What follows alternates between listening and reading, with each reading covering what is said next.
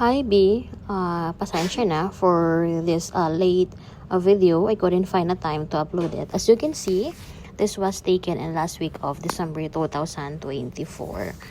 So we went to Tonyang Antipolo, which was unexpected at hindi talaga siya plinano. Okay, so bigla na lang sila nag-text at 3 PM na magkikita-kita daw kami at 5 PM. Okay, so ako pumunta naman. So masarap talaga kapag unexpected at hindi plinano, no? Kasi natutuloy. So actually, to be honest guys, I'm not fan of eat all you can or buffet. Though I love eating, I eat too much. Kasi kapag maraming food, doon ako hindi nagugutom at mabilis magsawa.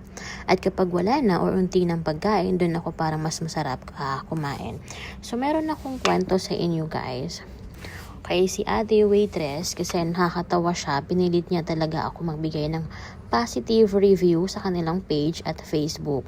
So sa page nagbigay ako pero hindi na sa Facebook, pero since nga hindi ako nagbigay ng review sa Facebook, binalik-balikan niya ako at gusto niya rin makita ko nilike ko ang kanilang page kasi nga according to her, required sila ng management na kada customer is magbibigay or kada table is magbibigay ng review. So dapat walang sapilitan or dapat inanong nila muna yung customer if gusto magbigay ng review.